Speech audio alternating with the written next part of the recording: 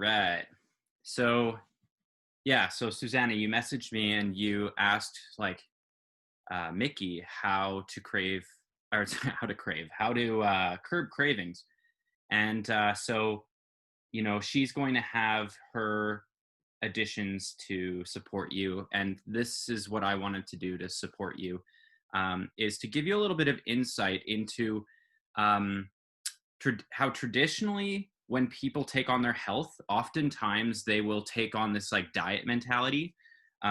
They will be conversing with themselves about things that they should and they shouldn't do all the time.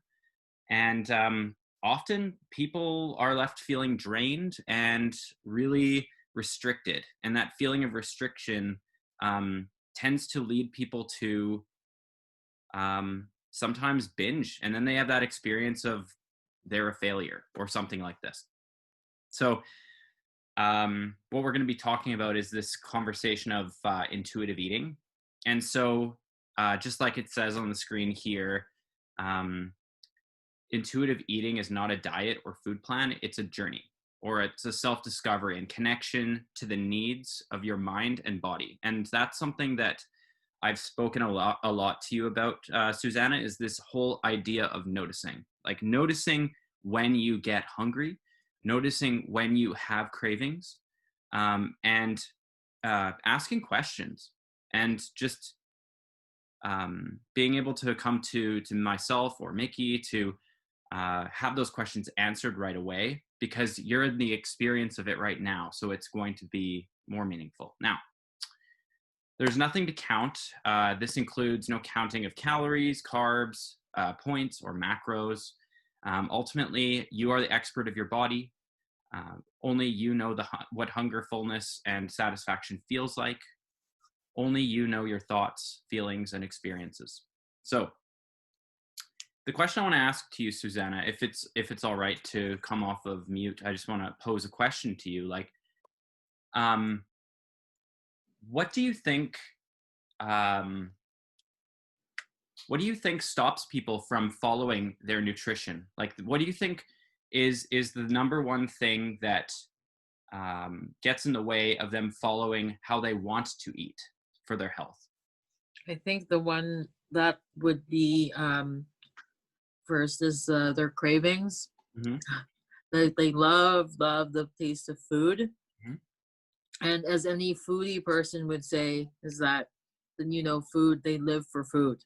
Yeah. And yeah, that's one of the things for diet. It's restricting Mm-hmm. the number of food that you can eat and indulge in, right? So Mm-hmm. I believe that would be the one. Yeah, so that feeling of restriction, like I said before, and you alluded to, it's one of those things that does push people over the edge. So what I want to pose to you is the question, like, what is a complete meal? Like, what would it look like to have a full, complete meal? Mm, I think it would be based on what the holistic nutritionist said to me, was that one of these carbs and protein. Mm-hmm. Right. That's what I understand. Mm-hmm. Yeah, so we want to have fiber, protein, healthy fat, some carbs in there, right? Mm-hmm. So then it begs the question, what is your specific need? Like, for example, there could be somebody who is in a circumstance where they need to adhere to a certain special diet. Like, they need to watch the amount of carbs that they have because they have diabetes. There are other people who have who have to make sure that they follow their lifestyle of eating because they are vegetarian. Like, there are different things that each person might need to consider, whether it be a medical consideration or it can be ethical consideration. So I just wanted to connect you to that, because each person is going to have their own unique things that will be needed to be top of mind. And at the source of all of it is education. Mhm. Because when people fall into cravings, often they don't consider their nutrition. Now, usually what people think when they fall into cravings is that they failed, right? Mhm. What I'm Mhm. suggesting is that, for example, somebody who has diabetes, if they go and they have like um, like a cake and then a brownie and then fries and then chips and popcorn, that's carbs, carbs, carbs, carbs, right? Mhm. So the label of carbs are bad is not what intuitive eating is. See, Mhm. carbs are carbs. Carbs Mhm. are a storage of energy in our body. And in the context of diabetes, a person has insulin resistance, and thereby, when they spike their blood sugar, they maybe need to inject insulin, for example. And so they have a consideration where they don't want their blood sugar going spiky, spiky. They want to Mhm. have this slow release, right? And so to gather that slow release in the body, having a complete meal is the goal. Mhm. So I am not fully answering your question, but just keep that in the back of your mind around cravings for now. And let's move on to the next one. It'll let me. Why isn't it letting me? There we go. So number one is to reject the diet mentality. So if you allow even one hope to linger that a new or better diet might be lurking around the corner, it will prevent Mhm. you from being free to rediscover intuitive eating. So giving up this notion that there is a better way. And this is something I've stated to you from the very beginning, Suzanna, Mhm. for body, for mind, for nutrition, for community, whatever, that this is a discovery of your version of this. Mhm. It's exciting and empowering. This is not looking for, oh, this isn't working, what's better? This is like, okay, what can we change about the situation now to make it more applicable to me? Okay? Any questions with that one? Nope. Cool. Let's go to the next one. So the next is honoring your hunger. And this is something that you've learned from the nutritionist as well, is once you reach that moment of excessive hunger, all intentions of moderate, conscious eating are fleeting and irrelevant. Learning to honor the first biological signal sets the stage for rebuilding trust with yourself and food. This is why it was really important for you to eat every 3 to 4 hours, to maintain that blood sugar, to maintain that hunger, to make sure that when we get emotional, that we're not seeking food to fix ourselves, to fill a void. Because when we are honoring our hunger in that first biological signal, then when we are in those situations, we can make that conscious choice to not choose to eat something emotionally. There is a distinction between emotionally eating and eating for the purpose of hunger. And that's something too that takes awareness and time to build, and can be so powerful for lasting change.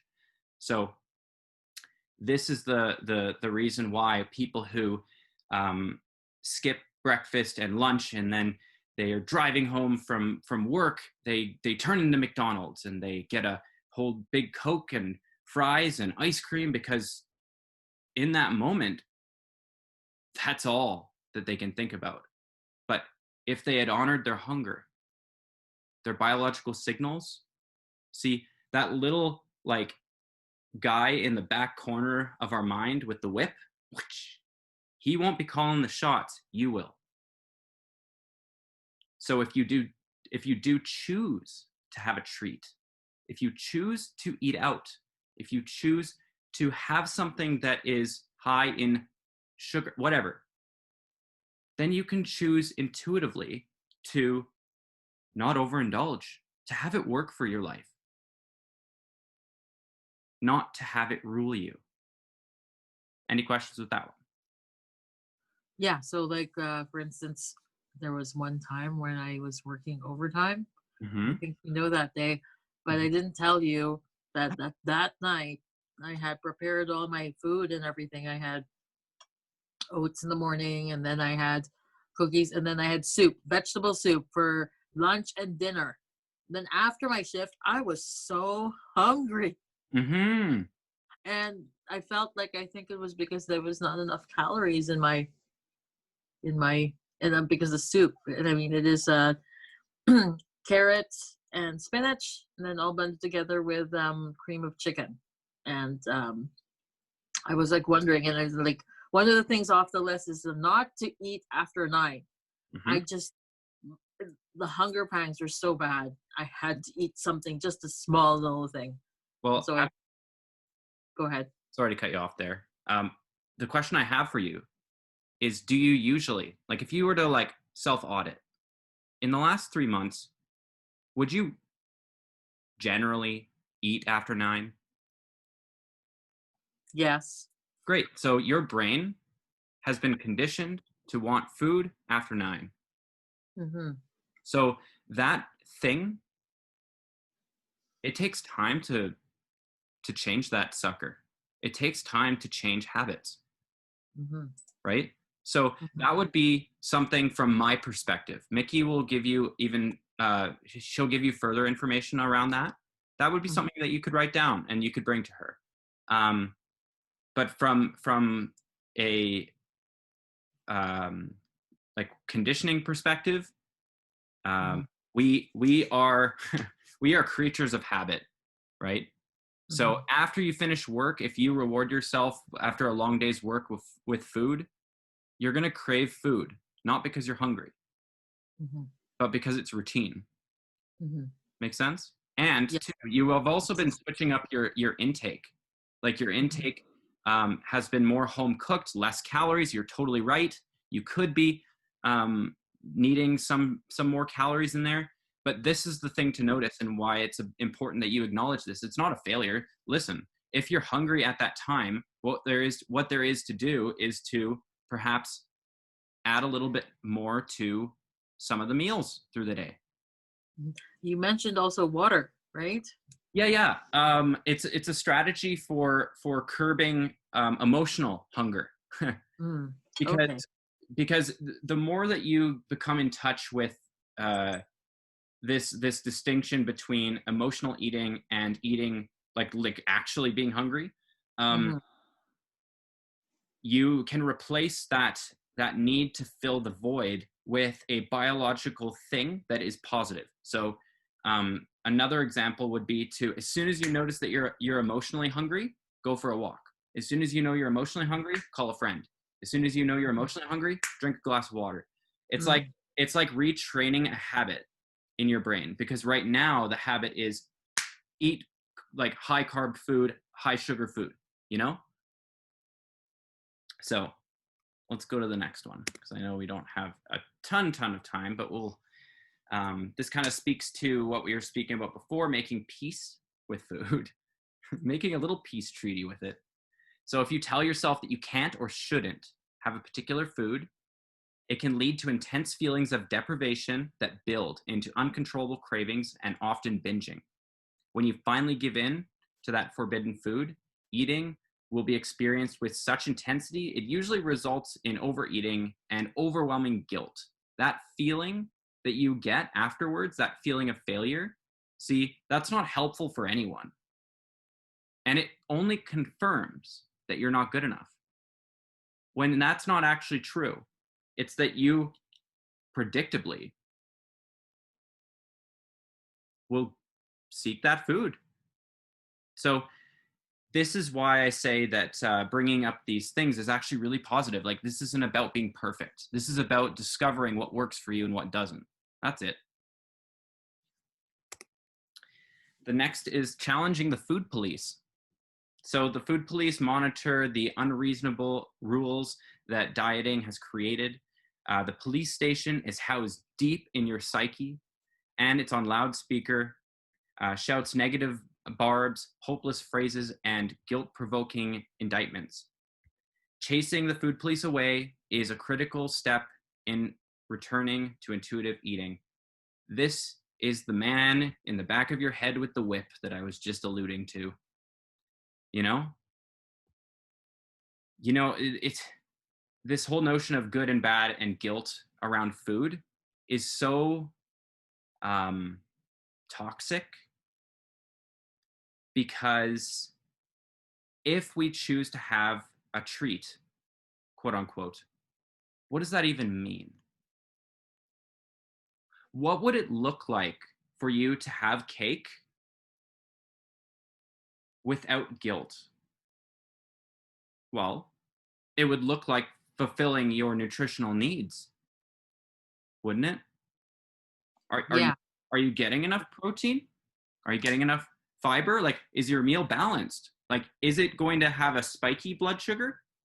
You know, how could we have cake and eat it too? Pun intended. You know, that is the inquiry because everybody's different. And stepping aside from guilt will actually have you be free. Respecting your fullness. So, again, with respect to observation and mindfulness and awareness, observe the signs that show you that you're comfortably full. Pause in the middle of the meal or food and ask yourself how the food tastes and what is your current fullness level. And this is also where I add to people, um, enjoy conversation. Make food be the complement, not the reason, right? When we go out to eat, often it's for the sole purpose of eating. And I encourage you to kind of look at it like the food is the complement to the wonderful conversation and relationships that you get to build. It's a much more empowering context for eating out, because then you don't need to have it be all about, like, you know. Next is discover the satisfaction factor. When you eat what you really want in an environment that is inviting and conducive, the pleasure you derive will be a powerful force in helping you feel satisfied and content. By providing the experience for yourself, you will find that it takes much less food to decide that you've had enough. And this is what I was talking about, is creating that space, creating that environment that works for you, right? And I might add that mentality and assuring that your home space, like you've got a clean environment, that you've got, your mind in sort of a focused state where you're not having to worry about all these challenges. Like you've got that sense of peace. With that sense of peace, there's less likelihood of those emotional cravings coming to bite you, you know. And so honoring yourself and that self love, I guess, is one way you could call it. Yeah. Honoring your feelings without using food. Anxiety, loneliness, boredom, anger are emotions that we all experience throughout life, and each has its own trigger and each has its own appeasement. Food won't fix any of these feelings. It may comfort in the short term, distract from the pain, or even numb you into a food hangover. I've done that during Christmas. Boy. But food won't solve the problem. If anything, eating for an emotional reason or emotional hunger will only make you feel worse in the long run. You'll ultimately have to deal with the source of the emotion, as well as the discomfort of overeating. That's like a double whammy. Not only are you not honoring your feelings really, but you've convinced yourself that you're honoring your feelings by overeating. But then you feel guilty for overeating, and then you feel like a failure because slap, slap. What do you think of that one? It's like going to finishing a session and then going to McDonald's and then having a whole bunch of burgers Yeah. and just eating them down. But I don't think I've ever done that. I think my boyfriend has done that, but not me. But have you done it, Cam? I have. You know what? I'll just go full disclosure here. Okay. So, and it's in the realm of the feelings. So I took a personal development course called Landmark, the forum, and honestly, the second day that I took the course, I was so confronted. It was like I won't get into the specifics. But Mhm. I was really confronted, and a pattern that I've had for my whole life is like treating my family would treat themselves with food. Mm. My mom would say like, "Oh, we go to Dairy Queen" or something like this.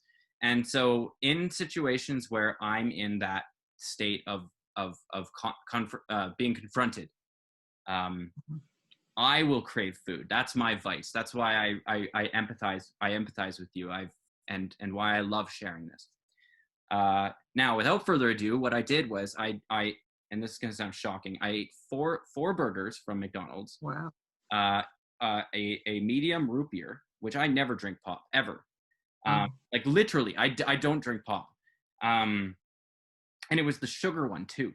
Um, and a large fries. And it was the weirdest thing because um, when I chose to do that, I had never gone through a drive-through in my life until that point. Wow. So, What happened there? well, I mean, I was just confronted, and like this is stating here, I allowed myself to Mhm. numb myself through feelings of Mhm. food. Mhm. But I just wanted to get real with you. Like that happens, right? And that is a very extreme case. Mhm. But I thought I'd just be honest. I get it. Mhm. All right. Definitely. I've done that many times before as well. Eating pizzas or Yeah. desserts. Yeah, going to a bakery and having those desserts. And that's what there is to look Taking at. out. Yeah. That's what there is to look at. When I say that you want to look, because you might relate to it right now as that you're honoring your hunger by doing that. No, Mhm. no, that's pure binging and completely impulsive, Mm.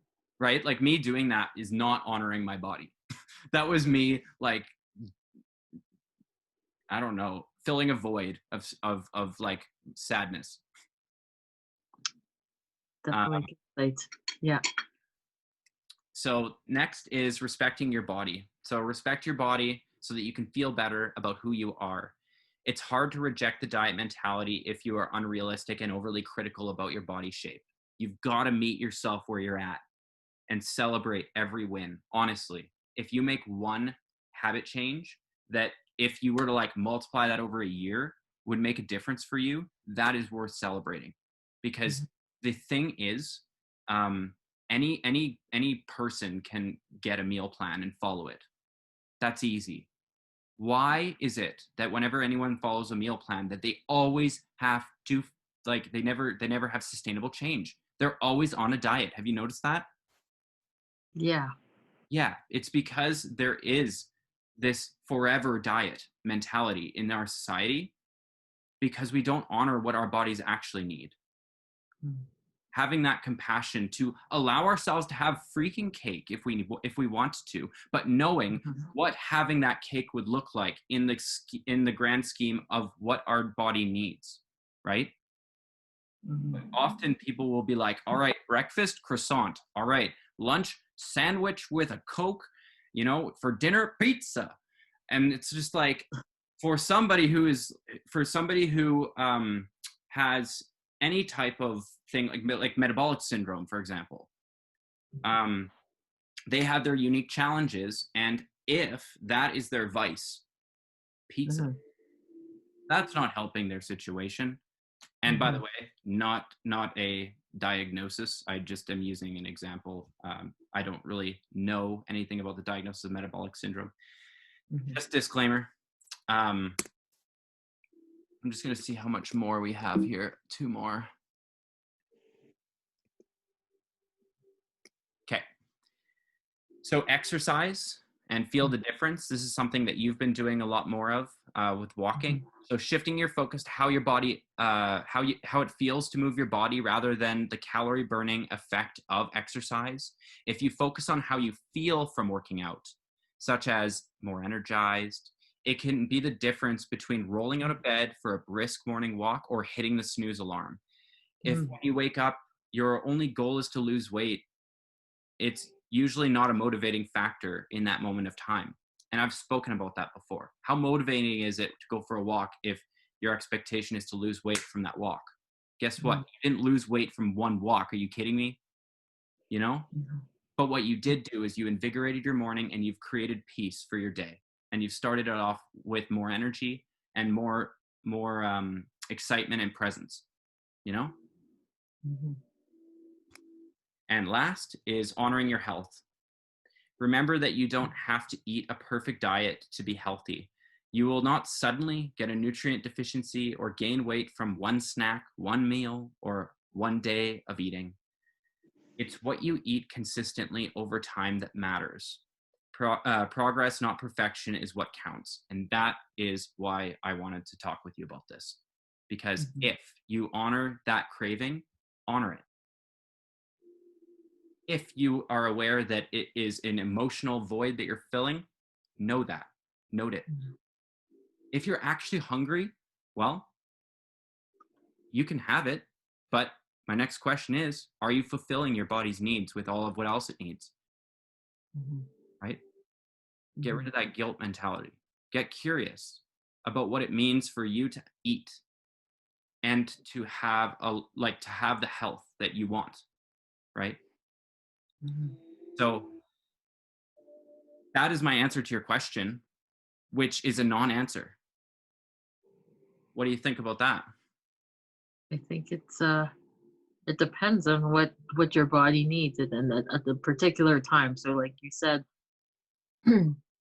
for having that craving to be there, honor it, but it all depends on the day, what time, depends on aspects. So yeah, it Yeah, summarizes everything. it's just a craving. It's Yeah. just a thought, right? Mhm. Like what is that craving? Like some people have cravings like I don't know. I don't have anything right now. But like that craving for me when I went and had McDonald's for the first time through a drive-through, never having gone before through a drive-through, Yes. and had 4 burgers and and pop, which I never have, Mhm. and a large fries. Mhm. That's a very extreme example of a craving that like that is not honoring your craving. That is purely filling a void, you know? Mhm. That's Mhm. emotional. That does not address the root of that does not address the root of the emotion. Mhm. And that's where we'll leave it. Mhm. So, and any questions that you have around it, just note them down, and then you can bring it to me or Mickey, and then um, we'll just like I said, we're just going to be continually in the learning mode, finding out what works and what doesn't, and um, you know, learning about our bodies. Thank you so much, Kev, and your time. Yes, you're welcome. Bye. I have to get back.